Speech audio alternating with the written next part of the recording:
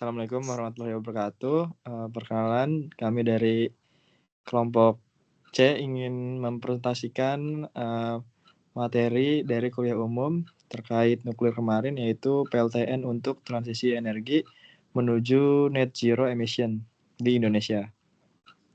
Yang dimana dengan narasumber yaitu Bapak Dr. Triwahyu Adi dan Suroso Isnandar pada 19 Juni 2025. Next.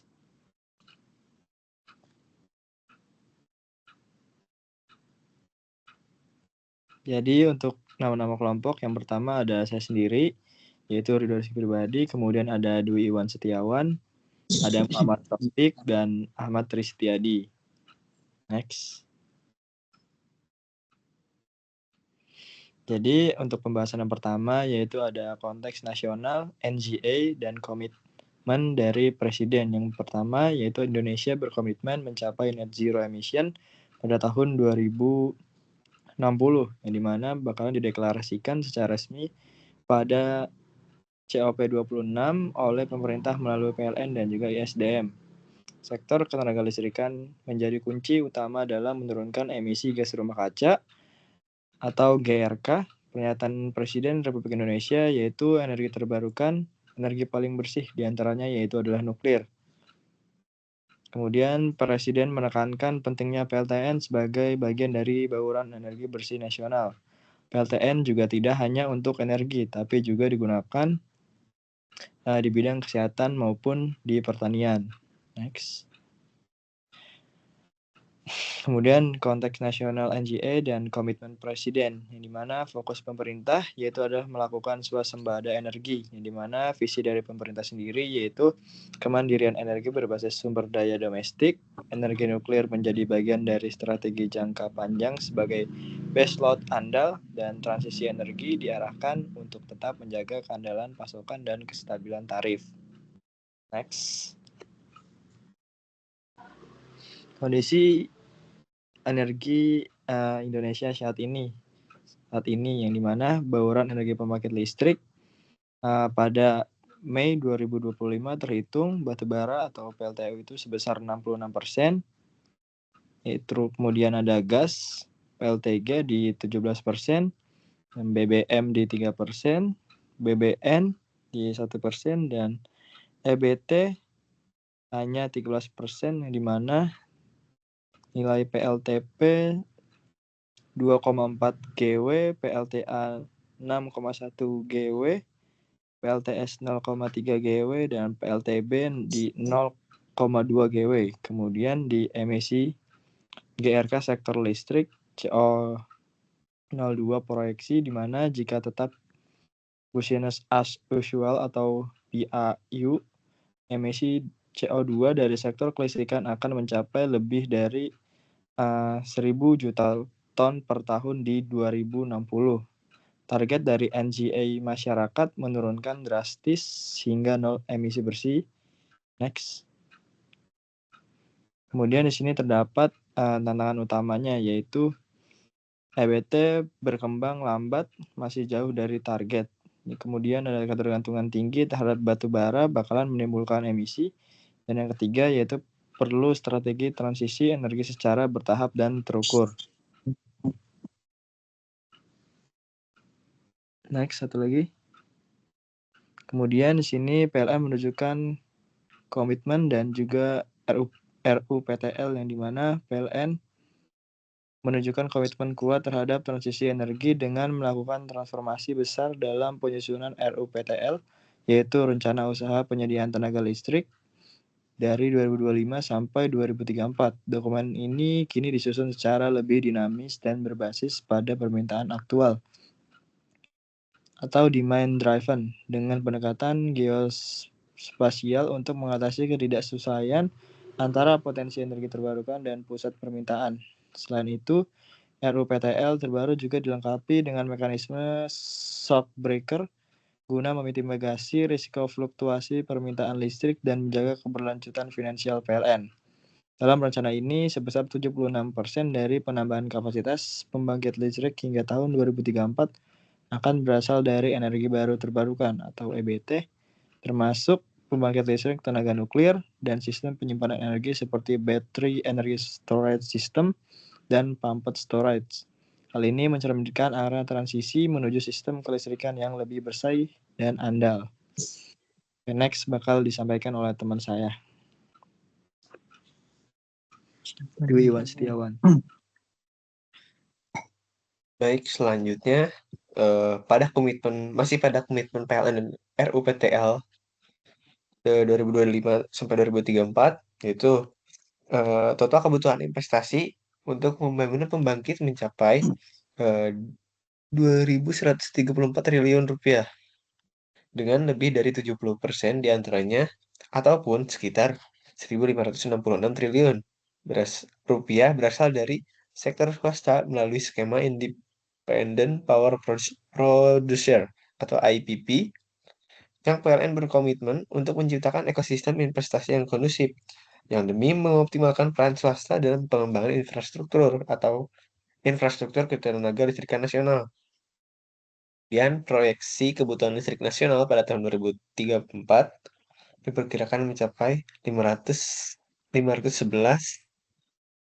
TWh, yang angka ini mencakup berbagai sumber pertumbuhan permintaan, mulai dari hilirisasi industri, sawit dan minerba, pengembangan kawasan industri, dan ekonomi khusus, peningkatan konsumsi energi dari data center, kendaraan listrik atau EV, kompor listrik, hingga sektor pariwisata dan kelautan.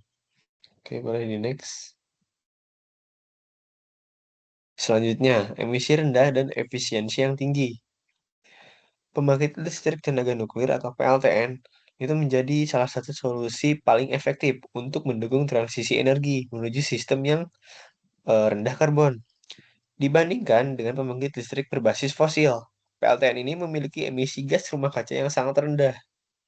Dan emisi karbon dari PLTN hanya berkisar antara 0 hingga 12 gram karbon dioksida per kilowatt jam atau GCO2 per kWh, jauh lebih rendah dibandingkan PLTU yang mencapai 870 GCO2 per kWh atau PLTD yang bahkan mendapat mencapai 900 GCO2 per kWh. Oke. Kemudian dari sisi efisiensi energi ini, PLTN juga sangat unggul. Hanya dengan satu pelet bahan bakar uranium berukuran kecil dengan diameter 8 mm dan panjang 1 cm. Energi yang dihasilkan setara dengan 3 barel minyak ataupun 1 ton batu bara. Hal ini menunjukkan besarnya potensi energi nuklir dalam skala kecil dan padat. Dengan jejak karbon yang minim dan efisiensi yang tinggi, PLTN ini berkontribusi besar dalam menjaga ketahanan energi nasional sekaligus mendukung upaya mitigasi perubahan iklim. Oke, kemudian dampak ekonomi dan pekerjaan. Dari pembangunan pembangkit listrik tenaga nuklir ini tidak hanya memberi manfaat dari sisi teknis dan lingkungan, tetapi juga akan berdampak besar terhadap ekonomi nasional. Berdasarkan studi dari Dosen Enerbility, pembangunan 2 unit reaktor PLTN di Korea melibatkan hingga 6,2 juta orang dalam seluruh siklus proyek, mulai dari tahap perencanaan, konstruksi, hingga operasional. Yang ini menunjukkan potensi besar penciptaan lapangan kerja, langsung dan tidak langsung dalam jumlah yang masif. Selain itu, pembangunan PLTN ini melibatkan lebih dari 200 perusahaan dalam kontrak utama, serta ratusan perusahaan lain sebagai subkontraktor dan penyedia jasa pendukung. Kondisi ini membuka peluang luas bagi industri lokal untuk terlibat aktif dan meningkatkan daya saing nasional, serta juga mendorong pertumbuhan sektor manufaktur dan jasa teknik. Selain itu, pembangunan PLTN ini secara strategis juga mendorong pengembangan kawasan di sekitarnya. Yang sebagai contoh, rencana pengembangan PLTN di Pulau Parang turut mencakup pembangunan infrastruktur penunjang seperti bandara, pelabuhan, dan fasilitas pariwisata seperti hotel. Yang ini menunjukkan bahwa PLTN bukan hanya proyek energi, tapi juga dapat menjadi motor penggerak pembangunan wilayah dan juga perekonomian daerah secara menyeluruh.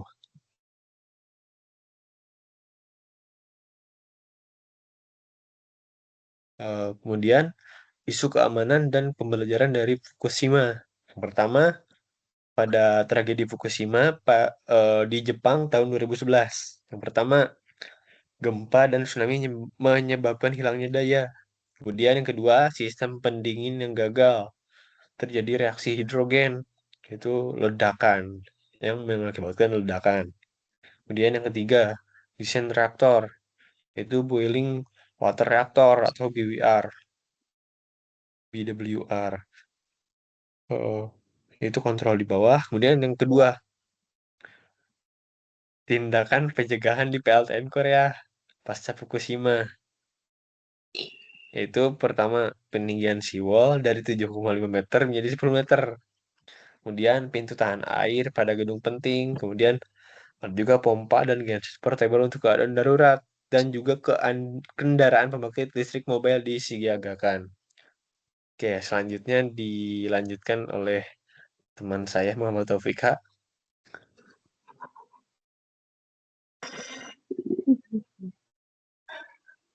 Oke, baik. Selanjutnya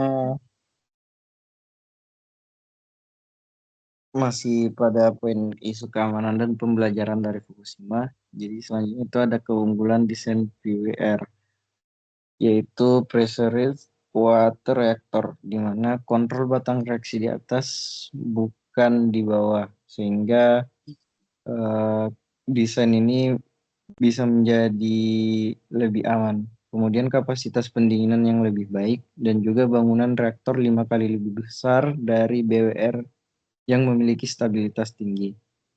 Kemudian ada sistem penghilangan hidrogen atau hydrogen removal equipment, di mana sistem ini dapat menyerap dan mengubah H2 menjadi H2O secara pasif tanpa menggunakan daya listrik. Sistem ini juga dapat mencegah akumulasi gas hidrogen, di mana sistem ini memiliki volume ruang penyimpanan hidrogen di Korea sebesar 77.000 meter kubik, dengan dibandingkan yang di Jepang yang hanya 15.000 meter kubik. Oke, next.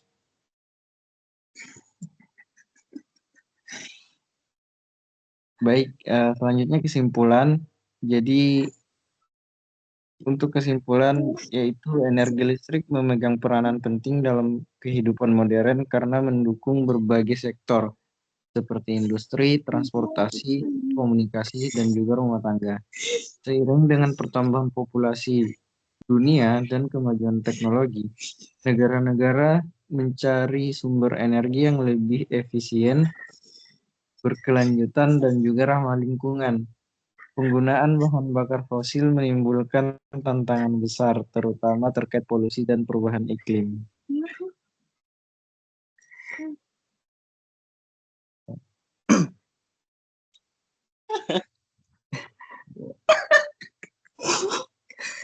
Baik, mungkin cukup sekian presentasi dari kelompok kami. Saya tutup. Wabillahi taufiq wal hidayah. Wassalamualaikum warahmatullahi wabarakatuh.